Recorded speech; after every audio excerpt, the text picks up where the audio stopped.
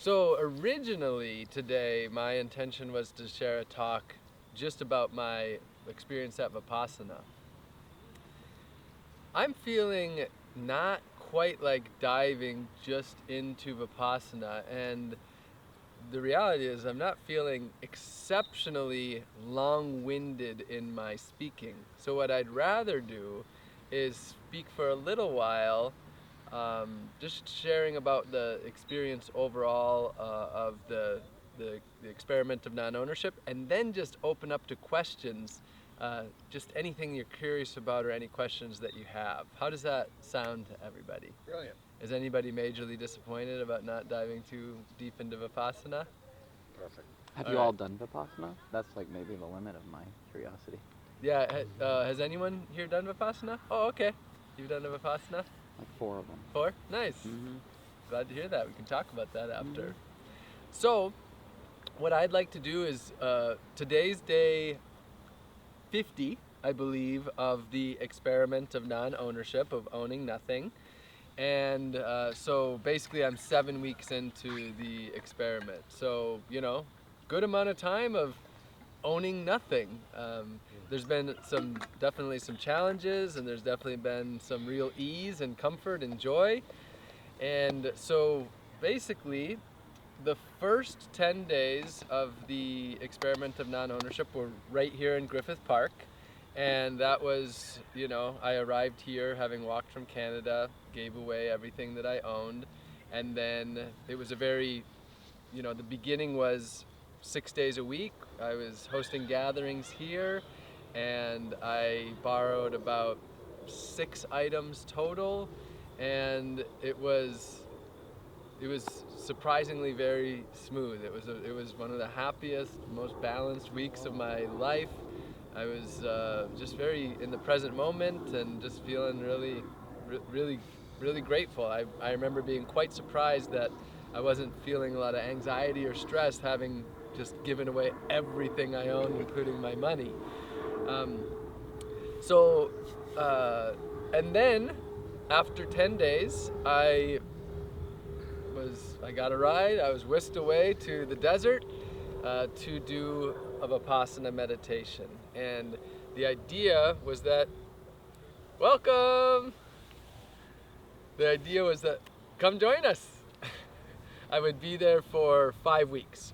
And there's many reasons why I chose to do a Vipassana, but the timing of a Vipassana was ideal because as far as a way to very easily practice non-ownership, the Vipassana meditation is really perfect. I arrived there wearing just the clothes on my back, which I was borrowing from the person who gave me a ride. I walked into the Vipassana center. I went to the spare clothing closet.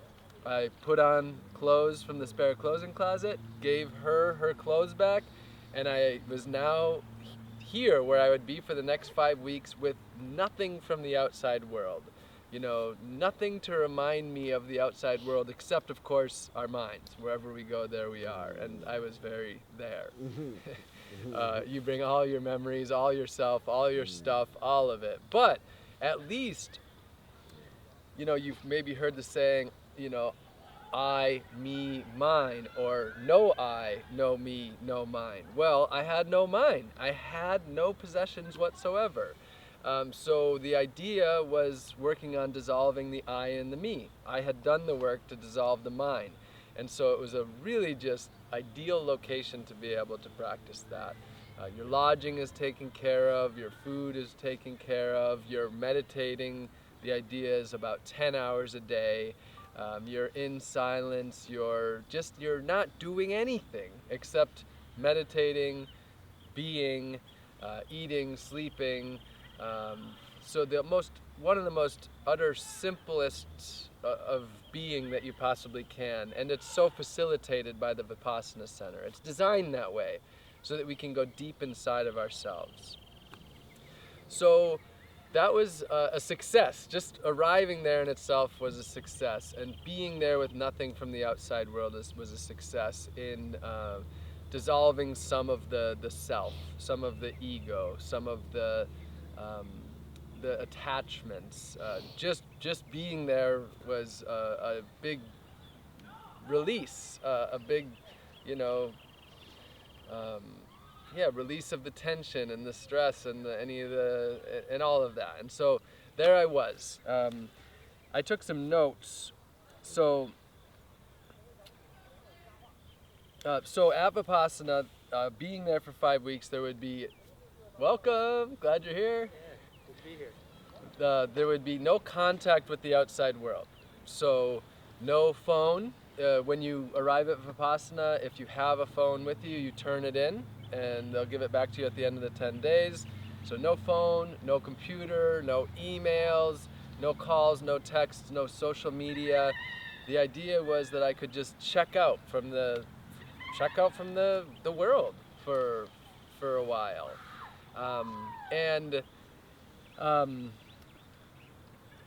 A big part of my objective was just to take a sort of a hiatus and a sort of a sabbatical from being myself. Now, that was I quickly had a little bit of a hiccup with that one. So I'm at the opening, on the first day you can chat with people if you want to.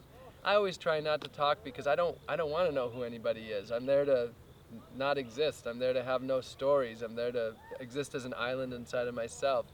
And I'm walking out of the room where we check in and I hear someone go, "Robin?" And I'm like, I turn around and this guy's like, "I've been following you for 10 years on social media." And I'm like, wonderful, wonderful. See you in 10 days. And I just, I made a very quick work of it because I was like, I'm an island within myself. I'm not going to know anyone. So then dinner comes and he comes over to me and I'm just sitting looking at the wall and he's like, "Can I ask you some questions?" And I was like, "Sure."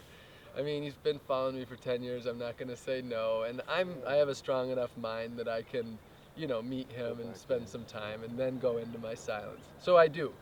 So there was already a slight hiccup in this idea, but we'd be silent for the next 10 days. So it would be fine.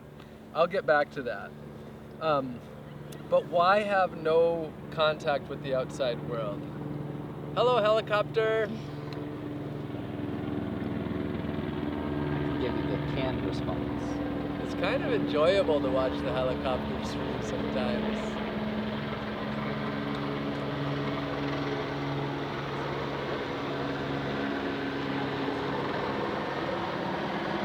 So, a few reasons to have no contact with the outside world. Now, some people would be like, yeah, okay, I understand you're going to meditate, but why no contact with the outside world? By having no contact, it allows to really exist in the present moment. You get to forget that anything else is happening and just be there without the distractions. So that's the other part. It's just a removing of all the distractions, creating the space where you can be focused. And for me, it's also a respite from the chaos of the world, just not needing to have any of that. You're in this safe space where you can just take a total respite and let your adrenal system relax. So Vipassana meditation is a very deep practice. It is the direct teachings of the Buddha, passed down for over 2,500 years. And it's the teachings of how to become enlightened, how to become fully enlightened. Now, it's not that you will become fully enlightened in 10 days. That's not the idea at all. They talk about you probably won't become fully enlightened in your lifetime, and in Buddhism there's the belief in multiple lives, and it'll take many lifetimes. It's not something you get in 10 days. However, you can make a lot of progress in 10 days. So it's the direct teachings of the Buddha on how to become enlightened. Other ways of saying becoming enlightened are to become a master of our own mind, to become the master of our own lives. Another way to put it is mental liberation, or a way that I like to put it is the reprogramming of the mind. The idea is that we're removing all the things that are not serving us. We grow up in this society that programs us full of all sorts of societal norms and societal structures, belief systems, dogmas, for some rites and rituals, etc., that are the opposite of existing in a liberated state. It's a very state designed around getting us to, follow the status quo and the norms, often at our own expense. So one of the big concepts, some people would say, well, why sit and meditate? Like, why don't you do something? It's our actions that matter. The belief is that all of our actions and our words stem from our thoughts. And I truly believe this. What we do it's not starting out here. It's starting inside here. So the idea of Vipassana is that we're going deep inside of our mind, deeply observing our own mind, understanding our own mind, and reprogramming our own mind. By starting here, then we will change our words and our actions. And so, a simple concept of that, like if you lash out and you punch someone, because of the thoughts that you had first. And so the idea is, if you want to overcome anger, you overcome it inside of yourself through the purification of the mind. Vipassana means to see things as they truly are. So that is observation. The way you see things as they truly are is through observation. And then a big part about it is suffering. So many of us are suffering, whether it's anxiety or overwhelm or stress or mental fatigue or anger or sadness or depression, or all of these are all forms of suffering. And so the idea, a big part of it, is to overcome this suffering and instead fill our lives with joy, with happiness, with love, with presence, with empathy. So one thing that I wanted to say is that with me, like, talking about this, some would say, well, okay, here you are talking about dissolving the ego, but here you are talking about it. And so some would say, isn't that a very egoic thing to be doing? And I understand that, and it can be. However, the only way that we'll ever understand our minds is if we actually observe our own minds. So it requires actually using our own ego in order to dissolve our own ego. We have to be willing to actually go to all these places, which means ultimately we have to spend thousands of hours thinking about ourselves in order to free ourselves of ourselves. And that can be very challenging.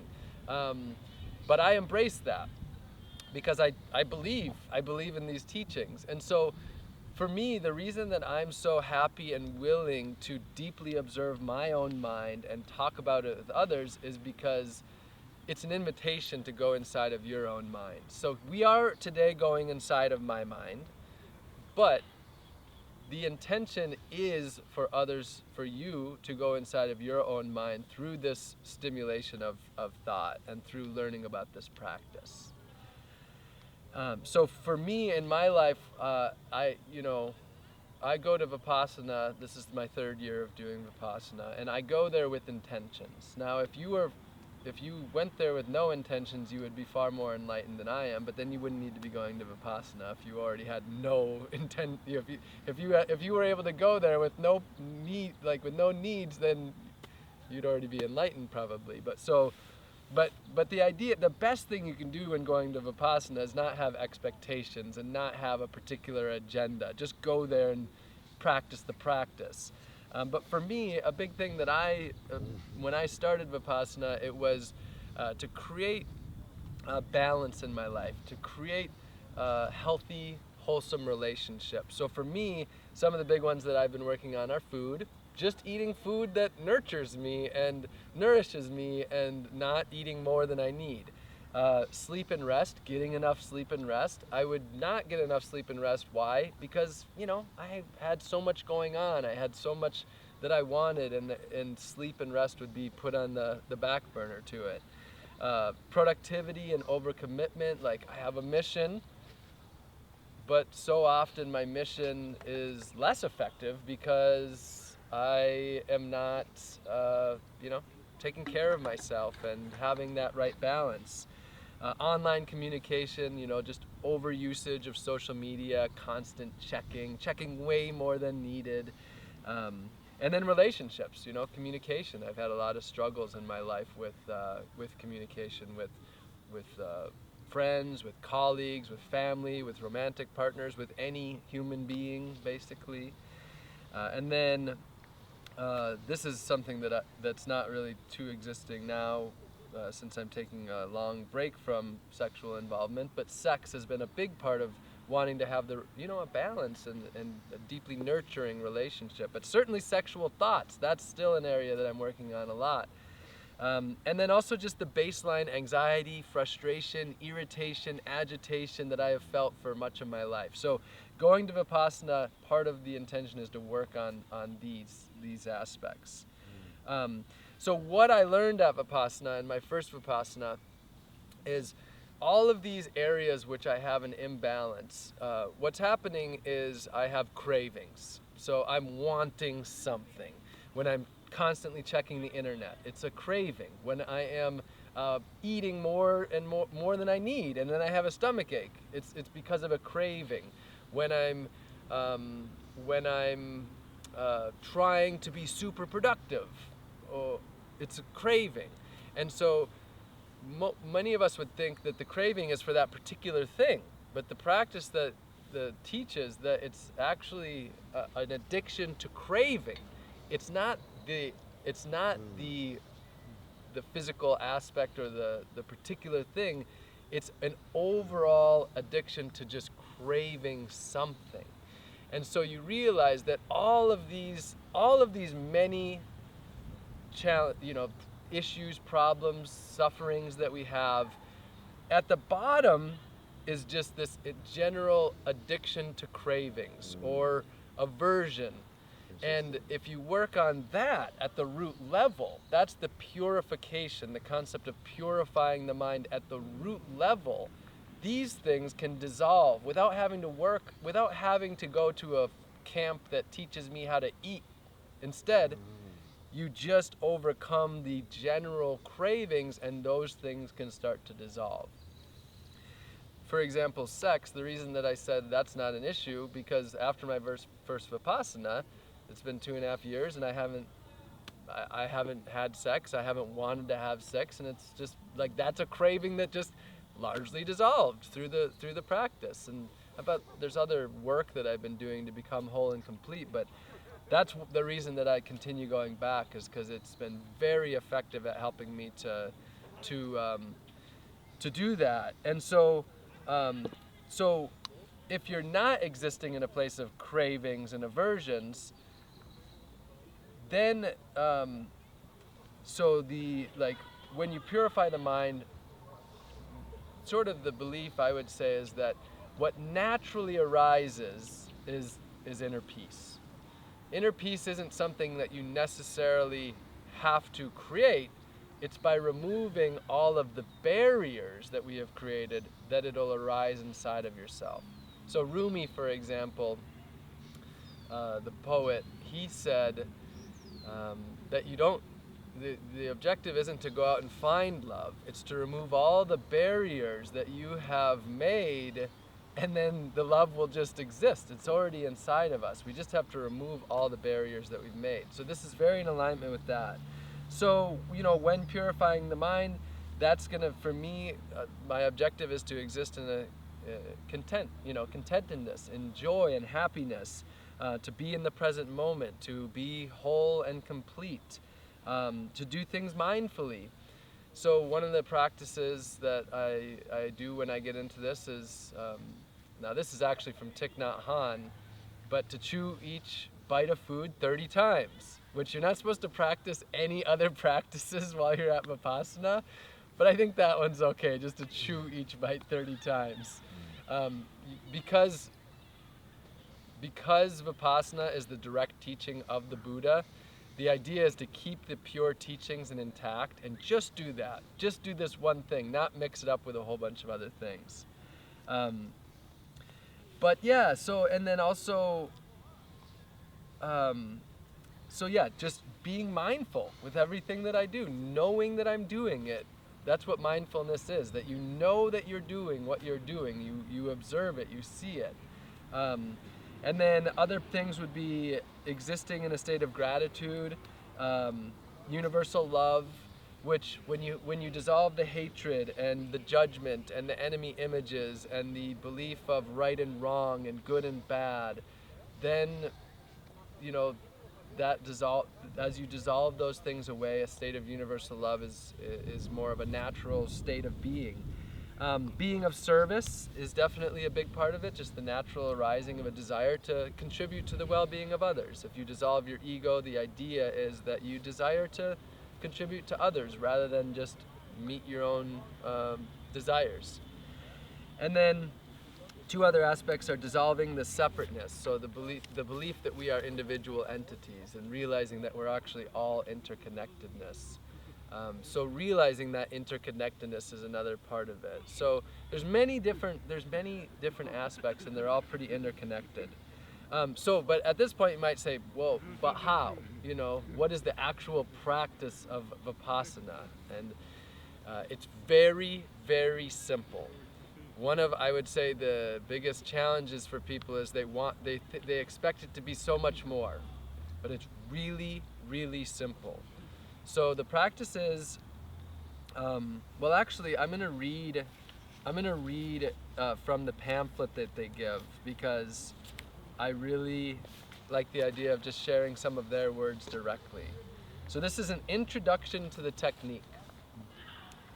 Vipassana is one of India's most ancient meditation techniques. Long lost to humanity, it was rediscovered by Gautama the Buddha more than 2,500 years ago. Vipassana means seeing things as they really are. It is the process of self-purification by self-observation. One begins by observing the natural breath to concentrate the mind. With a sharpened awareness, one proceeds to observe the changing nature of body and mind and experiences the universal truths of impermanence, suffering, and egolessness. This truth realization by direct experience is the process of purification.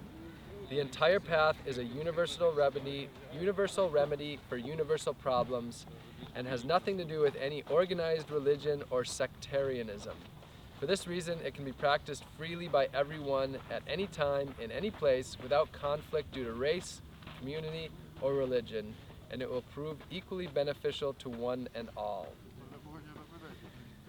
Vipassana meditation aims at the highest spiritual goals of total liberation and full enlightenment. Its purpose is never simply to cure physical disease. However, as a byproduct of mental purification, many psychosomatic diseases are eradicated.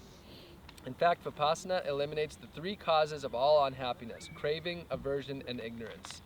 With continued practice, the meditation releases the tensions developed in everyday life, opening the knots tied by the old habit of reacting in an unbalanced way to pleasant and unpleasant situations. Although Vipassana was developed as a technique by the Buddha, its practice is not limited to Buddhists. Therefore, there is absolutely no question of conversion. All human beings share the same fundamental problems, and a technique which can eradicate these problems will have a universal application. So what Vipassana is not, it's not a rite or ritual on blind faith. It's neither an intellectual nor a philosophical entertainment. It's not a rest cure, a holiday, or an opportunity for socializing. It's not an escape from the trials and tribulations of everyday life, although I use it slightly as an escape from the trials and tribulations of everyday life. Asterisk to that. What Vipassana is: a technique that will eradicate suffering, a method of mental purification which allows one to face life's tensions and problems in a calm and balanced way, and an art of living that one can use to make positive contributions to society. So while you're there, you take the code of discipline, which there's the 5 precepts. The foundation of the practice is sila, moral conduct. Sila provides a basis for the development of samadhi, concentration of the mind, and purification of the mind is achieved through panya, the wisdom of insight. So the precepts, all who attend a Vipassana course must conscientiously undertake the following 5 precepts for the duration of the course. 1, to abstain from killing any being. Hello, friends. Hi. We're glad you're here. Thanks, Charlie. Join us. No worries. To abstain from stealing, to abstain from all sexual activity, to abstain from telling lies, and to abstain from all intoxicants. These are the precepts of while you're there for the 10 days. It doesn't mean that you have to believe that these are the right thing for you in your life, but that's the practice during those 10 days, and anybody who goes there agrees to these precepts. And then for old students, you also agree to abstain from eating after midday, to abstain from sensual entertainment and bodily decoration. So you're just living super simply. You're not doing you're not doing any other stuff. And then also this one's funny, to abstain from using high or luxurious beds, which is like old school language, I think, from this. This is an old practice, but basically you don't have fancy stuff while you're there. It's just very simple. So that's kind of gives you the idea of the setting that you're in. So you're observing noble silence. So for the entire 10 days, you're not talking to anyone else, except the teacher if you have questions, and the idea is to keep that to a minimum if it's needed, or the student manager if you're needing help with something in your room or something like that. But otherwise, noble silence means not actually even looking at someone, not making any gestures. You're there to be an island inside of yourself, an island within yourself. So the basic practice is it's 10 hours a day of silent meditation, and you start by observing the breath. So I won't be teaching how to do the meditation, and they actually request that nobody does teach that, because they very strongly believe that, and I completely agree, that you need to, learning this from me is not what isn't gonna do it. It's the deep practice through the entire being there at the site, doing all of the precepts, and plus the meditation technique. Did you have something you wanted to say? I think I agree with the spirit of that, because it's like, unless you're in an environment that's really going to change your habit, then Yes. what's the point? But I also, like, any calamity could occur where these infrastructures collapse, and at that point, I mean, to me, it's like, this is the best option. But if I'm ever in a situation where that's not available, I still demonstrate. Yeah. So I don't know. Well, everybody has their own way of, Yeah. Everyone can make their own choices. So basically, it's that you start with anapana meditation, which is just observation of the breath. So basically, if I'm doing that, I am observing my breath. So I am not, it's not a breathing exercise or a breathing technique. I am not intentionally breathing at a certain rate. It's just observing the natural breath. So I'm just observing the breath. So I'm just going to observe a few breaths for a moment.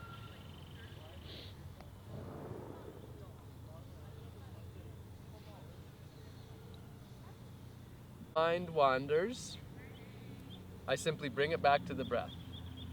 And then when it wanders again, which might be 1 second or maybe 5 seconds, but probably not much more than that, so maybe 10 seconds, I simply bring it back to the breath. And the practice is you're observing the breath, and then you just bring it back to the breath. And the idea is not, you don't get frustrated or angry when you lose it. You just say, and so it is. And then you just back to observation of the breath. And so for the first couple of days, that's it. 10 hours a day of just observing the breath. That's it. Very, very simple. Just an observation of the breath. And then, a common thing is to say, my mind has wandered, and so it is. Whatever it is, whatever the thoughts are, whatever the emotions are, whatever the experience is, just my mind has wandered, and so it is. Bring it back to the breath. After a few days, then it's opened up to this area, the triangle between your nose and your upper lip. And you start to feel the sensation, at first just the sensation created by your breath. And so part of the idea of this is that you're really focusing the mind, just really working on focusing the mind. And so then for a few days in, about day 3, you start to feel the sensations that are created by your breath. Which is basically, breathing. It could be the warm air coming out or the cool air going in, just air on the nostrils. And then after, then it's opened up to where you can actually start to feel sensations, which could be a fly landing here, or it could be a little zing or a tickle or a sweat coming down, or a pain, or hot or cold, or whatever it is, any sensation that you experience, you just observe that, and you don't have to even label it. You just observe it. You just feel the sensation. So the idea is that in this stage you're just really concentrating the mind. And that's why I mentioned being at the center is so important. And they do all the cooking, and you have a simple place. You don't have anything to do except do this. You're just deeply concentrating the mind. So after, so this is very hard work. It's not easy, especially if you're doing it 10 hours a day like it's suggested, which you're a master of your own self. So they're not coming and making sure you're doing it for 10 hours a day. 3 hours a day you're in the group meditation, and for about 4 or 5 hours max you're in the room. But the rest of the time you can be meditating in the hall or in your own room, and in most centers they're not checking. You have to be a master of your own mind, and you get out of this as much as you put into it. So it's very, very hard work. And this is taught by S.N. Goenka, who passed away about 20 years ago, but he's still the teacher. There's through recordings. The assistant teacher just helps facilitate a little bit, but all the teachings come through the recordings. And each night there's a lecture or a Dhamma talk where you learn some of the philosophy of it and the practice. But so Goenka's talking throughout a lot of this, and you'll hear him say, when you're doing this, probably 1,000 times throughout the 10 days, he'll say, with a calm and quiet mind. With an alert and attentive mind. I can see you're smiling. Patiently and persistently. Yes, patiently and persistently, diligently, ardently, with a vigilant mind. So we're not talking about vacation. We're talking about a vigilant mind. So we're talking about penetrating the depth of our minds. So it's very hard work. Then around day 4, you move from Anapana to Vipassana, and this is observing the sensations throughout the entire body. And so it starts with the top of the head, and you start by you feel a sensation at the top of the head, and then once you feel a sensation, then you would move down to the forehead, then to the eyes, the nose, the cheeks, the ears, the lips, down to the the shoulders, down the upper arm, the lower arm, the hands, the fingers, then to the next arm, then to the front of the body, then to the back of the body, then to the leg, one leg down to the toes, the other leg down to the toes. And so you're just waiting, you're moving from spot to spot, observing the sensations. So the prior 3 or 4 days have concentrated the mind where you can actually start to feel the sensations that exist. And the idea is that every part of us at every given moment has sensations. We're just clueless to them. We just exist in a way where we are so out of touch with our body. But you start to tap into these sensations, and not that you're creating sensations. They're there, and you're starting to be able to feel them. A sensation is any sensation on the body. So it could be a ticklish sensation. It could be pain. You're gonna, lots of pain sitting in meditation. The legs, the back, the arms, or the butt. Lots and lots of pain. It could be perspiration. It could be a fly landing on you. It could be tingling or sort of like a vibration or zings. There's dozens of sensation. Any sensation, you just feel that, and you don't have to label it, you don't have to know what it is, and then you move on. And so the idea is you start to get deeper and deeper into being able to observe sensations, and it becomes easier to experience them. And so a big part of it is always remembering that all sensations are impermanent. Every sensation is impermanent. Anicca is what he says, like 1,000 times. Anicca, anicca, anicca. Impermanent, impermanent, impermanent. So you're not becoming attached to the pleasant sensations, and you're not feeling an aversion to the unpleasant sensations. You're just always saying, this is a sensation, it's impermanent. Let's see how long it lasts. It will come, it will go. You're practicing being equanimous, equal to. Another way of saying that is, and so it is, or this too shall pass. If it's pain, it's pain. If it's a blissful sensation, it's a blissful sensation. And you just say, this will, let's see how long it lasts. This will pass. I'm not going to love it or hate it. It just is. That's what equanimity is. So it's changing, observing the changing that is existing. I thought maybe you saw the coyote. So arising and passing away, arising and passing away.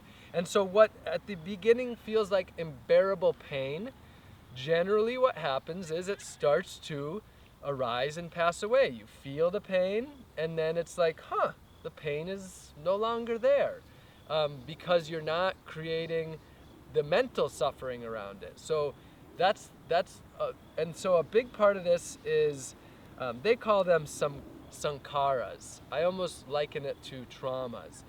Things come up. When you're doing this, things come up. A lot comes up. Thoughts can come up, but also pains can come up and sensations on the body. And so the idea is that whenever this stuff is coming up, you're practicing an equanimity, and you're just going back to observing the sensations on the body. And that's the real measure of success, is that you're just going back to observing the sensations on the body.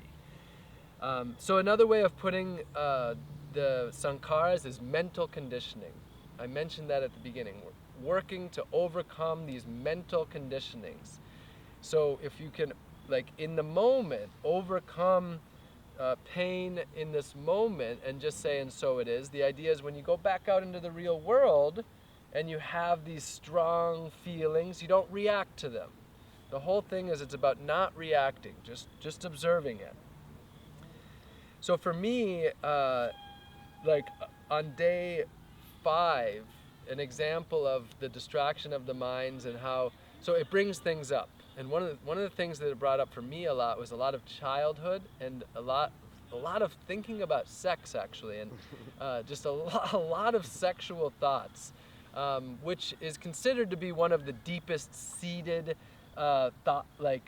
urges in a human being. So it makes sense that we would have that. And so much of my earlier life, That's what I spent my time thinking about all day long, every day. Venus and Libra? I don't know. I think so. Lots for me, a lot of the things that kept coming up were that, and sometimes I'd get totally lost in it. I actually took a 30-minute, I would guess, tour of my house when I was about 9 years old. Every room of the house I walked through and just looked at what VHS tapes were there and like where I'd be sitting, and like literally took like an in-depth half-hour tour of my entire childhood house. So that's stuff coming up, but it's also the mind's way of distracting you, not doing the work. And so the job is to always come back. Sometimes you don't come back, but then you always come back. With that one in particular, I said, I have 10 days here. I'm going to take this tour of my house. It was a very interesting experience. But so, the mental conditioning, a lot of that can be suffering or trauma. And in this third Vipassana, I realized I have more childhood trauma than I thought, more sexual, like young developing sexual trauma than I thought. Not major, but meaningful there. And so that was an area so it's not that you work on it. It's not that you say, okay, I'm going to work on this trauma. No. You just go back to observing the sensations.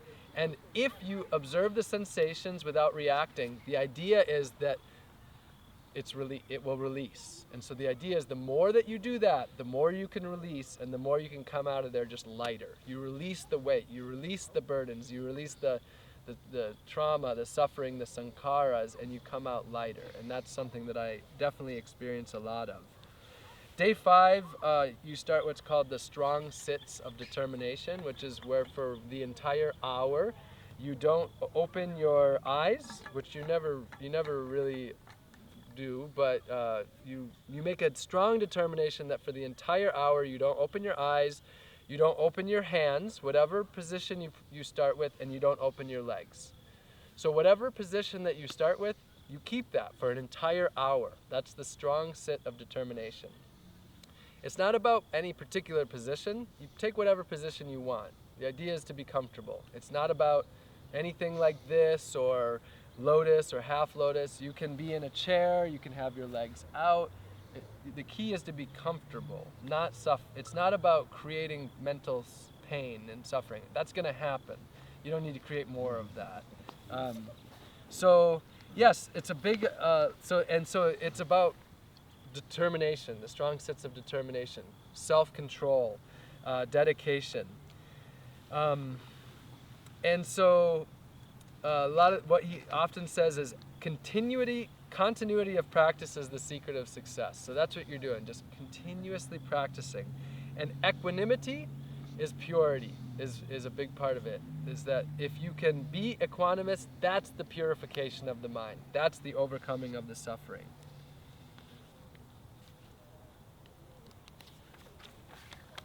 So yeah, a few other notes on that.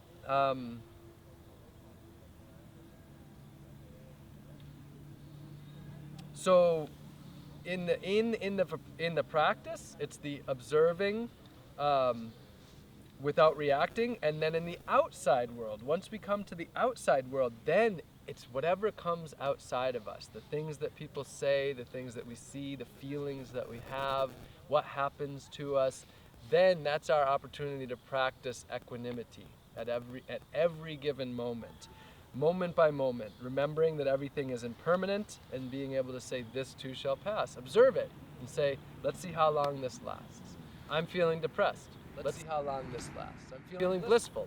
Let's see how long this lasts. I'm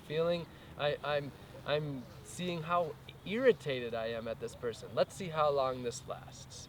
And saying, and so it is. So a big part of this is embracing that we make all meaning inside of ourselves. That's a huge part of this. Realizing that whatever thoughts we have, we create those thoughts. Whatever feelings we have, we create those feelings. Taking full responsibility that all meaning is made inside of ourselves. All the stories are made inside of our own minds. And so all suffering is inside of the mind. And so, yeah, a way that that's put is there's the thing that's outside of us. We then recognize it, which is evaluate it. We judge it. We tell our story about it. Then the idea is that a sensation arises on the body. And then we react to that. That's the standard thing that's going on. That's our conditioning. We overcome that by the thing happens, we receive it. Instead of evaluating it, making a story, saying it's good or bad, what have you, we just observe it objectively. We just say, it is. The grass is green. I don't love it or hate it. The grass is just green. Whatever it may be.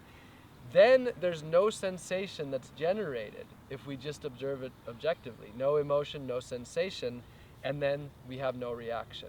So that's what we're doing at the deepest level through that purification. So back into the Vipassana, what happens is, and so everybody has different experiences, but what happens is you start to be able to feel subtle sensations throughout the entire body. And some people they might experience this on day 5 or 6 or 7 or 8 or 9, and some people it might take 2 Vipassanas or 3 Vipassanas, or some people might not. But generally what happens is you start to be able to feel subtle sensations throughout the entire body at once. And it feels really, really, really good, generally. Most people love it. Because you no longer are feeling any pain. Instead, it's just this subtle vibration, this like energy. And so now the objective is that you don't start to crave that, because that's the opposite of overcoming our cravings and aversions, and that's what keeps us in the trap.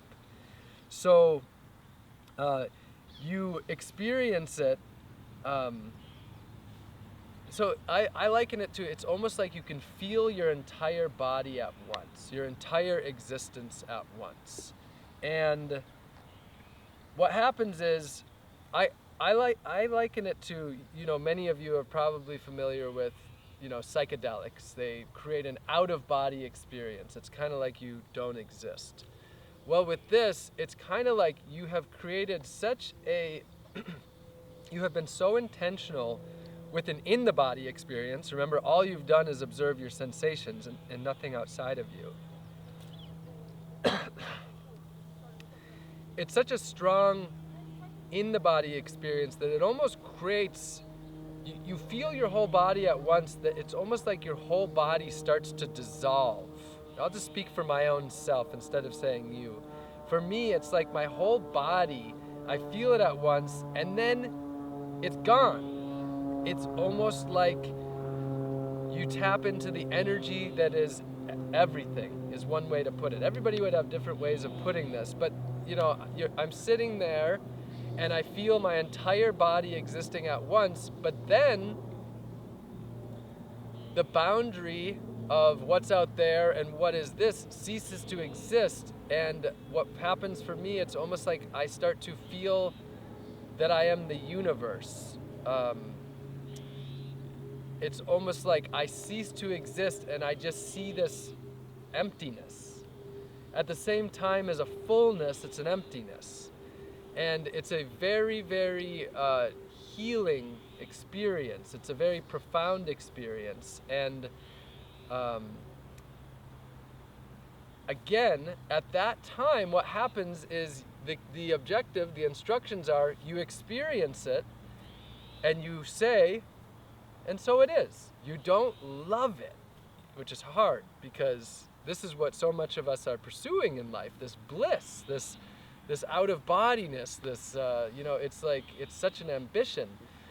But you get there and you just say, oh, here it is, let's see how long it lasts. And then when it goes away, which it will, it always does, you say, oh, it's impermanent. There it was, and now it's gone. And you don't cling to it, you don't crave it. And you don't say, okay, in the next meditation, I'm gonna get that back. And if you don't have it, then you get depressed or disheartened or deflated. Instead, you just because the key is that you're equanimous. That's the real measure of your success of the practice, as equanimity.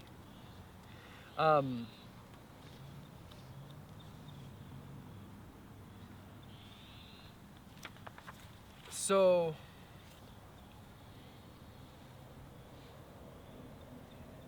it's an interesting thing, because at the beginning I talked about how right now I'm doing this experiment of non-ownership, and by having nothing, I have no mind. You know, I mentioned there's the I and the me and the mind. By having no mind, that's one of the steps of dissolving the ego, dissolving the self, and existing in that more universal, interconnected state. This is the other big part of that. Like, there is no mind, and then through this, there's the dissolution of the I and the me.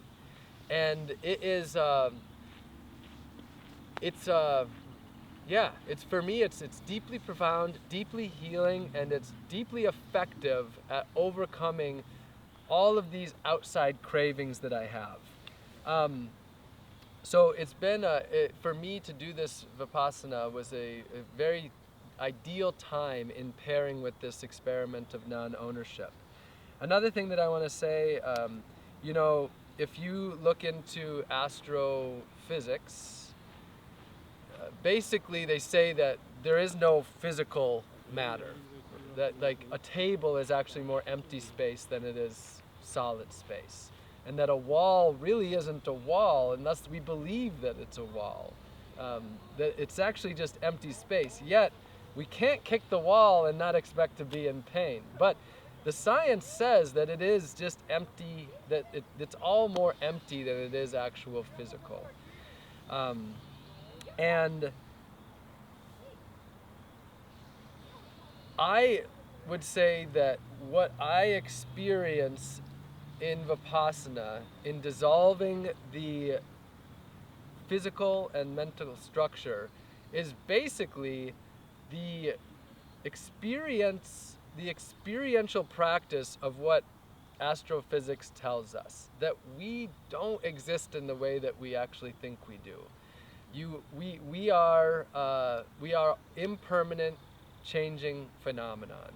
At every single moment, we as individuals are arising and passing away. Goenka gives the example that a candle flame, at every given moment, is a new flame. It seems to be one flame, but every given moment it's a new flame. And the same with lights in our house. And the reason we know that for a fact is because we don't turn on the light and then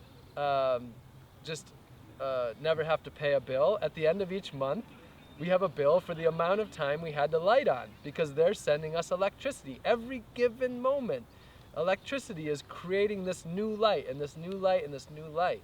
And what we tap into is that's the same thing that's happening here, is we are an impermanent, changing phenomenon. And it's incredibly profound, but what Vipassana is that we experience that. And so that's wisdom. That's the teaching, that's what they talk about as wisdom, that we experience our non-existence and our impermanence. And that's a really big part of the teaching of the Buddha on becoming fully enlightened. When we realize that we're basically, in many ways, sort of an illusion is the way that I would put it. And then once we realize that, a lot of the suffering goes away, because it's like, well, I'm just a impermanent, changing phenomenon. I'm just this mass of bubbles of these particles. Then there's a lot less attachment and a lot less of a need to control everything. So I want to say that I am still very new to the practice of Vipassana. This was my third Vipassana. And it's a very profound practice for me. It's very beneficial, and it's something that I highly recommend to others. I was going to talk about, I was planning to be there for 3 sessions that are 10 days. 1 sit, that's the meditation I just talked about. Then a serve, where I would be a server, facilitating the space so that the people could be there. It's all volunteer run, so I would be working in the kitchen. That didn't end up happening. I ended up being the student manager, but that's a whole long story, and I won't dive into that because that was pretty long of speaking in itself. But so the second session, I ended up being the student manager, which was a beautiful opportunity for me to practice a lot of the things that I desire to practice right now. I ended up being the one that my job was to practice loving, compassionate communication with the 30 or so students who would be, breaking the rules that I would have to enforce, or just helping them to get the most out of their practice just by being a positive influence and helping them along with the basics. Not teaching anything, just being there to help them make sure that they have their basic needs met and helping them to see the teacher when needed.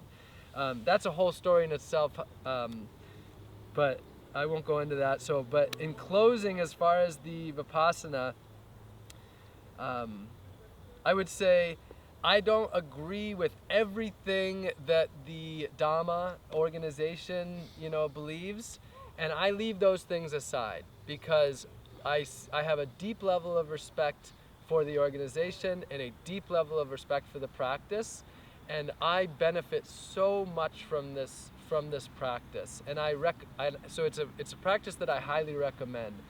And so if anyone is interested in going, one of my recommendations is, just take from it what sits with you and what will benefit you in this path in life. And the areas not, you can leave those to the side. I write on my website about Vipassana. If you go to robingreenfield.org/Vipassana, that's where I write some of the details of like the areas that are not in full alignment for me. But not in a negative way, but just in just in the experience. So take the good, leave the rest, if you don't agree with it all. And one thing that I really love about Vipassana is that it's donation based, so it's very accessible. I've met many people where it's been one of the most meaningful things they've done to make substantial changes in their lives. And it's donation based, and no donation is even required, and you're not allowed to make a donation until the Vipassana is done. So there is no accepting someone based on how much they will donate. It's just whoever signs up first. So if you're really wanting to do this, the key is the day that it opens is to fill out your application at 7 a.m. on the day that it opens. That's your most likely way to get in. And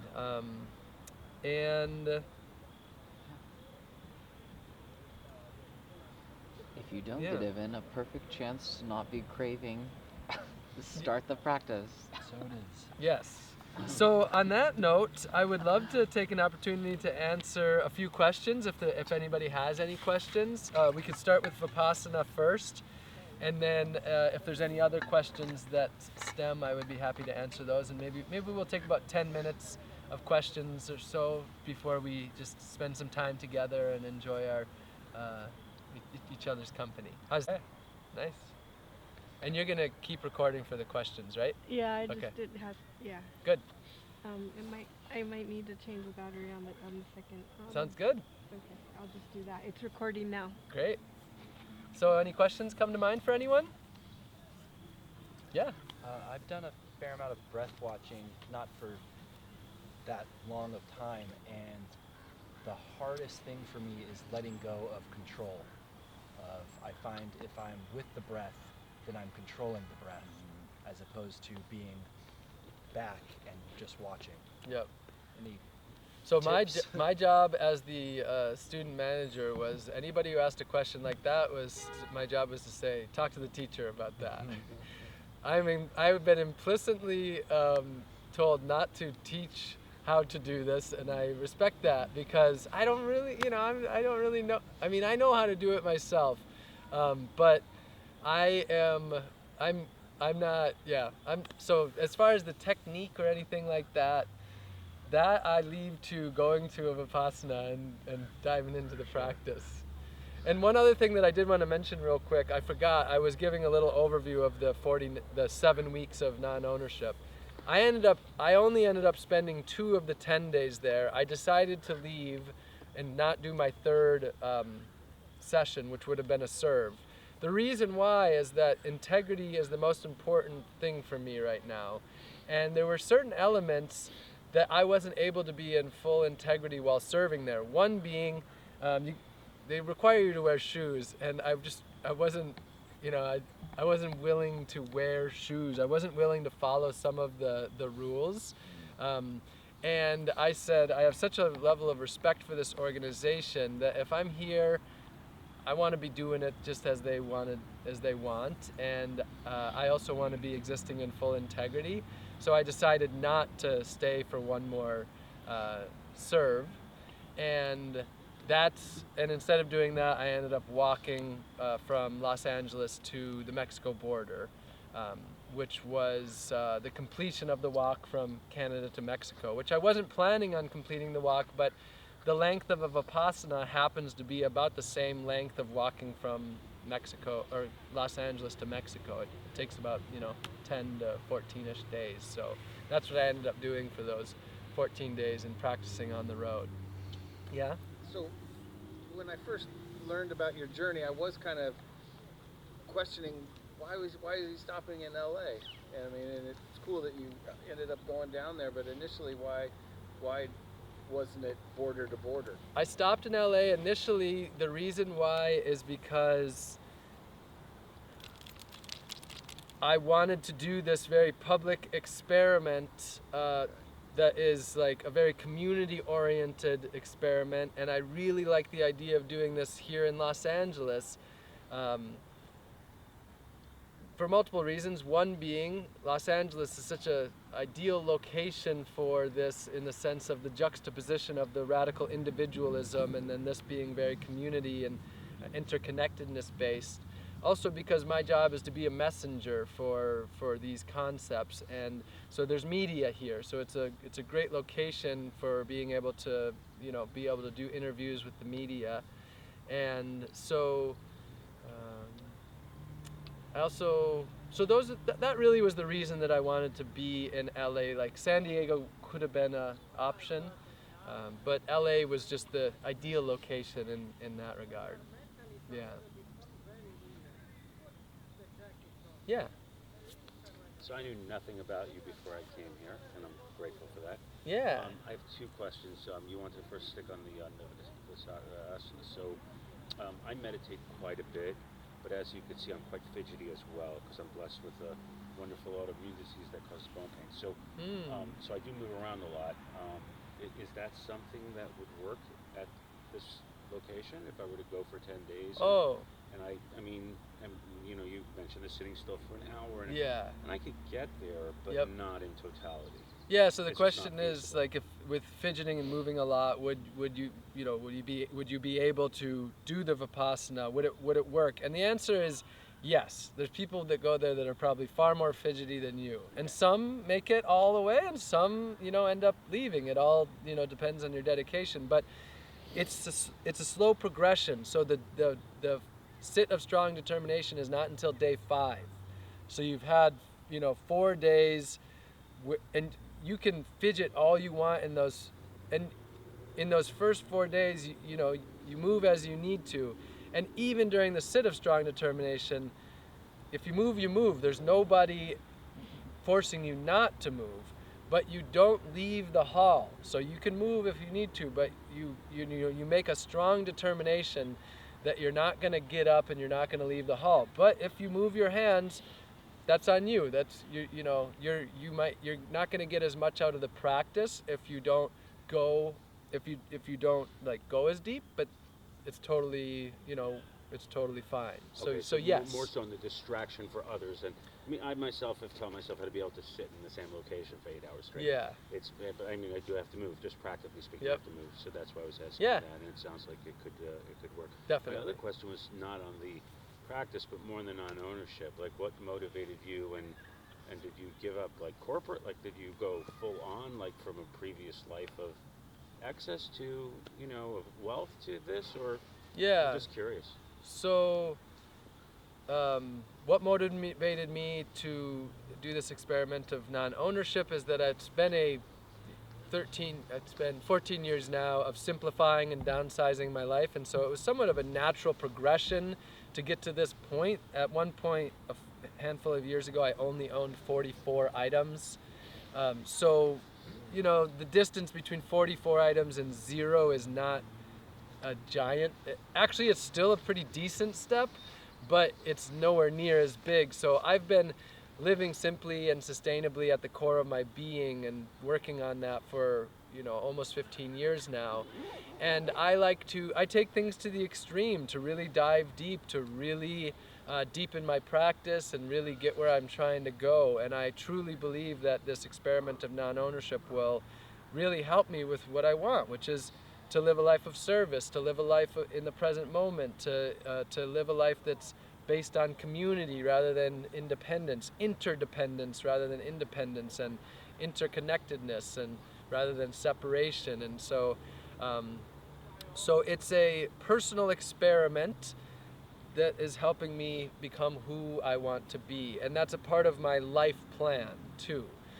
So it's not just like I wouldn't do this experiment of non-ownership if it didn't fit into my life plan, which is to be a human being who uses my life to be of service and show that another way is possible and break down many of our harmful and destructive societal norms and move forward in a more harmonious way. And then where I came from, I was running a marketing company in 2011. It was a small marketing company, but I had a goal of being a millionaire by the time I turned 30, and I was very focused on material possessions and financial wealth. And I learned that I was living a delusion. Everything that I was doing was parts of system of mass exploitation and destruction, that the food I was eating, the car I was driving, the gas I was pumping in the car, the stuff I was buying, the trash I was creating, even the water that I was drinking, it was all part of destruction of the planet, my fellow humanity, and the plants and animals. And I didn't want to do that. I wanted to live a life of harmony, at the very least neutral, but at best where my life was of true benefit, and ascend the lies and the delusion. Truth is very important to me. And I'm not talking about like my truth.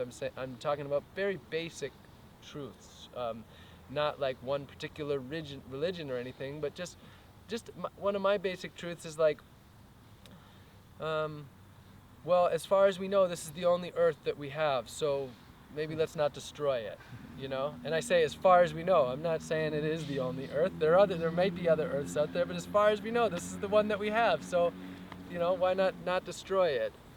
Or that nuclear bombs hurt when they land on people, so I'd rather not hurt people. Just basic truths. So does that answer that question? It does, thank you. Yeah. Any other questions come to mind right now? All right. Well, we didn't ever say hello to the people online. Usually I say hello. So hello, dear friends. I'm glad to have spent this time with you after 7 weeks of non-ownership, and we'll see more of you again soon. We're all going to just spend some time together, connecting and being here with the earth. So love you very much, friends out there, and love you all here. What's everyone feeling right now? Do you have Nice, a container man. for water? Yes, my belly. No, like where do you drink Oh from? no, I drink from the water fountains and the faucets. I haven't done a container for water for the 10 days that I was here. Thanks. In Vipassana, I carried a water bottle with me. Okay. But and as far as what I'm gonna have during now, like this is the new chapter. I'll be here for 5 weeks. Be here. Here in Griffith Park, yeah. Thursday, Friday, Saturday, Sunday, from 3:30 to 7:30, right here. Right here. Yep. Oh, wow. You can come any Thursday through Sunday. Yeah, I'm not doing Tuesday, Wednesday. I decided I want to have a little bit more time to dive into some other aspects of life. So Thursday, Friday, Saturday, Sunday, 3:30 to 7:30. No Monday either. Just to be clear. Yeah, no Monday. And then, but also, I'm doing 4 immersion classes now. So on Saturdays, I'm doing a barefoot school on the 29th. And then actually on a Sunday, I'm doing the grow your own toilet paper thing where you can come and get the toilet paper plants. That's on a Sunday, actually. And then the next 2 Saturdays, I'm doing foraging school, which will be an all-day, mini school on foraging.